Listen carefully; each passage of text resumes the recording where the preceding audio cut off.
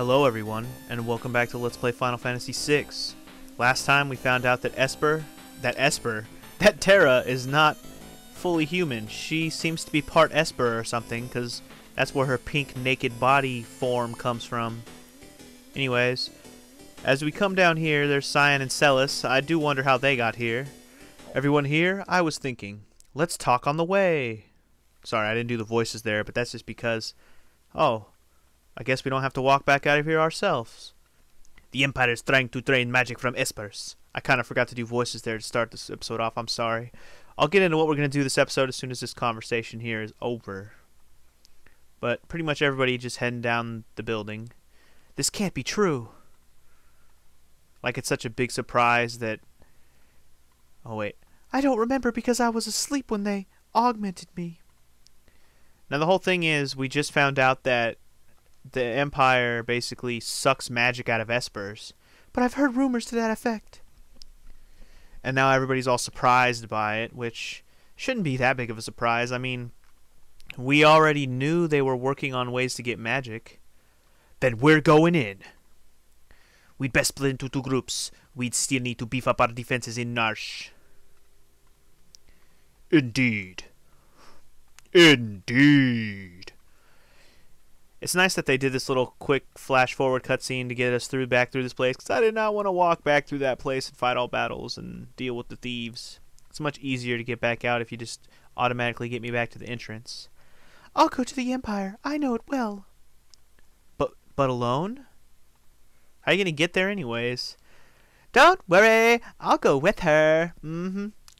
Girls gotta stick together, you know. Locke. And there's Edgar and Cyan bringing up the rear. You need a hand?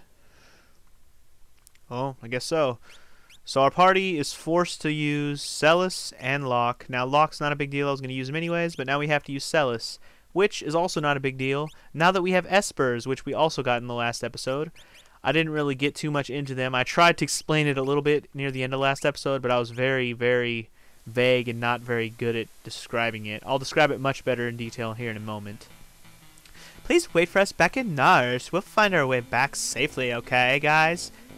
If you wish to change your group members, head for Narshe. So if we want to switch our party at all during this segment, we have to go all the way back to Narshe. So basically, needless to say, we're not going to do that.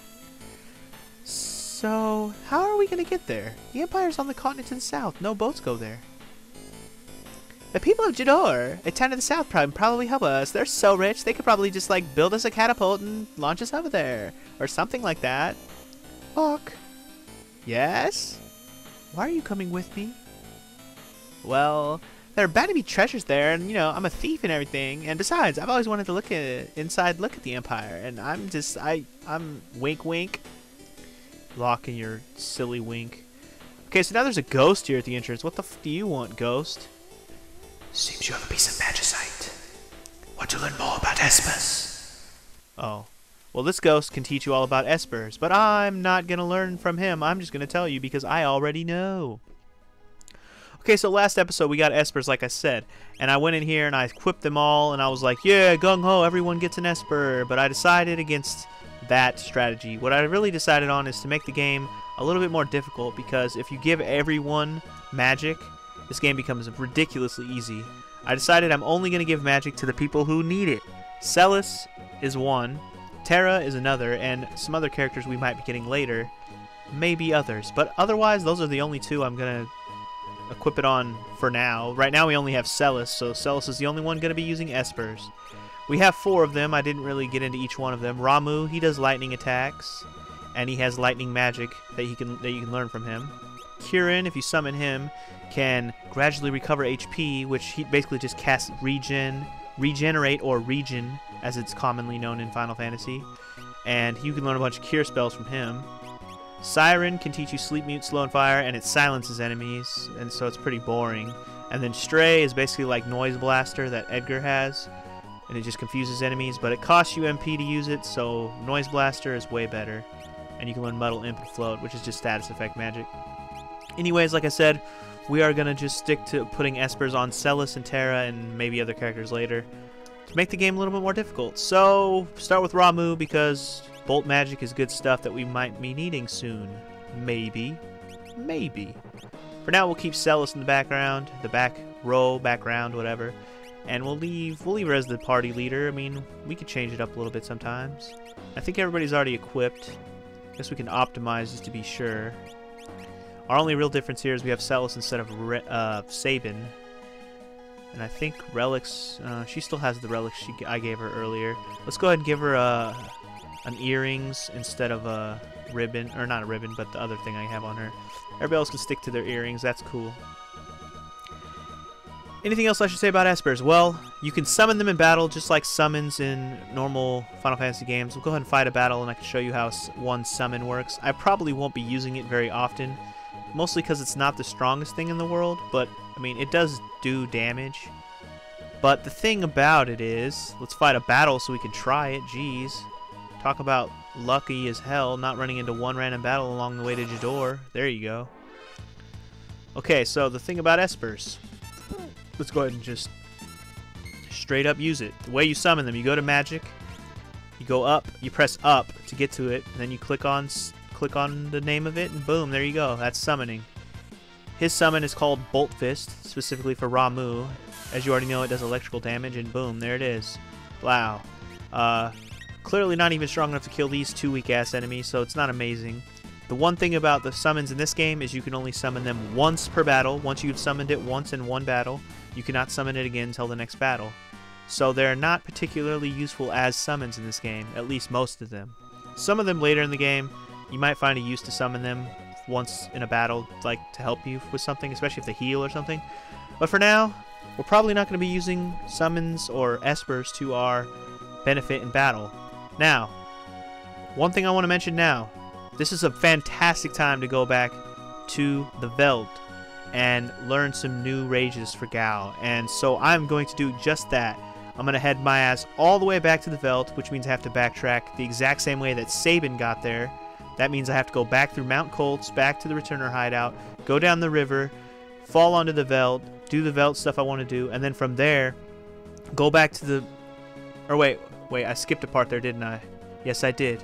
Because you don't land on the Veld when you fall into the river in Leet River. No, you actually land over by that one house. Well, from there, you go through the Phantom Forest, then you go down the waterfall, and then you wash up on the Veld, and then from there, you go and jump in the Serpent Trench and go back to Nicaea, and from Nicaea, you take the ferry over to South Figaro, and then from South Figaro, you come all the way back here, and holy crap, that is a lot of backtracking I'm going to go be doing right now. Felt like explaining that, I know. I didn't need to explain that in greater detail, but I wanted to. Anyways, I'm going to go do that right now, and you will see a montage of all of the new rages I'm about to get. See you in Jidoor when I'm done. Aw, shit. Well, all your punk niggas wanna talk shit, but now you're silenced, burning with blindness. Y'all captivated with violence. Just to survive, this spineless must be mindless. I'll return to nip my cords, your birds are flightless. I'm motherfucking righteous, best believe it or be silent. I'm driven to leave niggas frightened. You heavy-hearted wannabe thugs like nothing's mighty. This is your motherfucking enlightenment.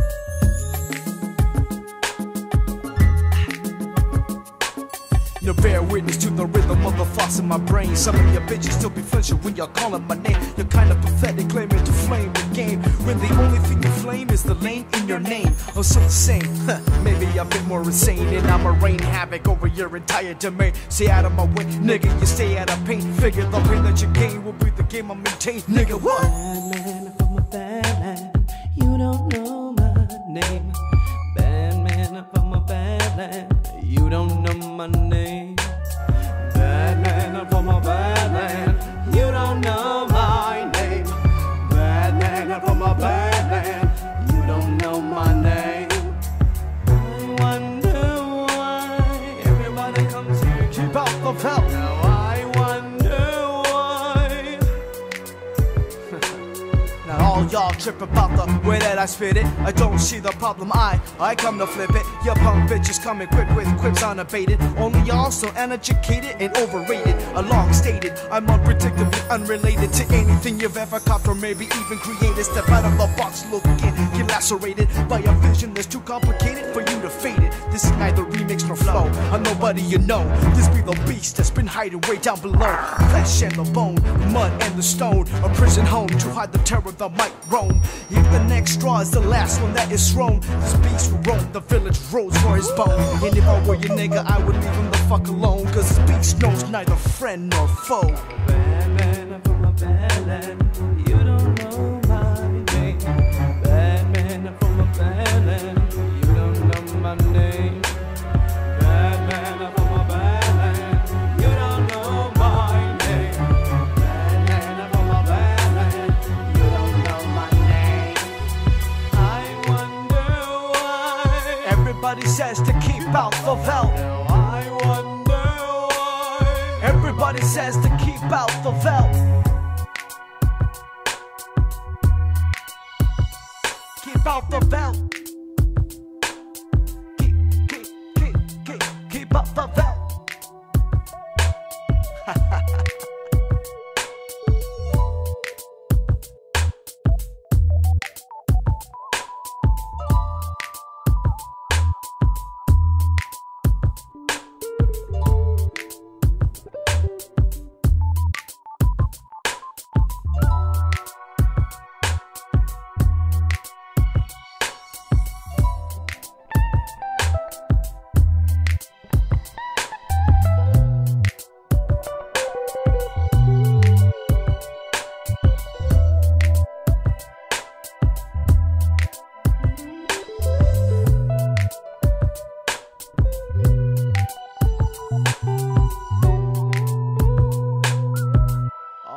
Here we go again. Y'all thought I hung it up on it, but now I'm back. And I'm sick of all these bitches talking shit behind my back. So if you got a problem with me, then come and spill it. Cause nigga, when my rape busts his cage, I'm gonna kill it.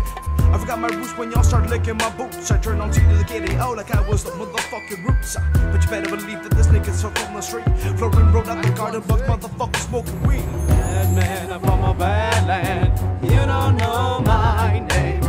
Bad man, I'm from a bad land. You don't know my name. Bad man, I'm from a bad land. You don't know my name. Bad man, I'm from a bad land. You don't know my name. I wonder why. Everybody says to keep out the veldt. Everybody says to keep out the veldt. Keep out the veldt. Alright, so here we are back in Jidoor. I know that took me a while to show you all the rages, but I learned a lot of new stuff. A lot of new stuff. Back in Jidoor, the only thing really of note to do is to head into the mansion, because that's pretty much the only important house in the whole damn town. That is not the mansion. That is the auction house. By the way, auction house still not open. Into the mansion we go. Ozer's house. And who's this guy running back and forth? Impresario? He wasn't here before, was he? Maria? Who the fuck is Maria? Does he think Celis? Yeah, apparently he thinks Celis is Maria. Are you talking to me? Are you talking to me? You talking to me, I say? You talking to me? Sorry, my mistake. Wow, you could pass for Maria in a heartbeat. Hoo boy. Now, I really am in trouble. What are you in trouble for? Did you do something bad? Huh. Celis looks just like Maria, eh? Who's Maria? That's a good question. Look at her. Their little pose. Do the pose. Strike a pose. And if you don't move, she'll actually stay in that pose. That's pretty funny. Look at that pose. Alright, so if we all walk back over where he left, he dropped a letter on the way out. Let's check out what the letter says. That person dropped it off. Dropped it off or dropped it on accident? Master. He's the director of the operas here. Everyone just calls him Impresario. Oh, I thought he was the guy who ran the Phantom Train. My bad. He's been in a tizzy ever since that letter arrived. And what's wrong? What's in the letter that's so bad? My dear Maria, I want you for my wife. I'm coming for you. The Wandering Gambler. Who the fuck's the Wandering Gambler? Who's this? Oh, wait. Who's this? Wandering. What's his name? You born on a farm, son? No. You're born on a farm, bitch. You don't insult me. And how come we're on an airship with some cool-looking trench coat guy? Holy crap, guys. Another new character. That means let's check out his statisticals and all that good stuff. Okay, so we got the Gambler. This must be the Wandering Gambler they're talking about. Apparently he has an airship. Maybe we can use that airship for something. I don't know. Anyways, his skills are slots and gill toss. Anything else of note? Well, he's born in the sky. I wish I was born in the sky. That sounds awesome. And as a usual airplane frequent flyer, he loves the Mile High Club. He loves his airship. He loves to gamble. He loves pizza. And he loves to gamble. And you know what he hates? He hates stop gambling. And he hates not gambling. And he hates not gambling. He doesn't like anchovies on his pizza. And as a frequent flyer that he is, he does not like to be on solid ground. And let's go ahead and read his description of blackjack playing, world traveling, casino dwelling, free spirit. Sounds about right to me. I mean, does he run that airship all by himself or what? Is he a thief? Is he a bad guy? Is he a good guy? I mean, he must be slightly good if he's going to be one of our party members, right? Anyways, this guy is actually kind of cool. And we'll get to more about him when we actually recruit him. But I'm going to go ahead and show you his name right now. It's Setzer. Yeah, buddy. That's Setzer for you. That guy always has a cool name. Anyways, I'm going to go ahead and pause right here so you can hear his theme song.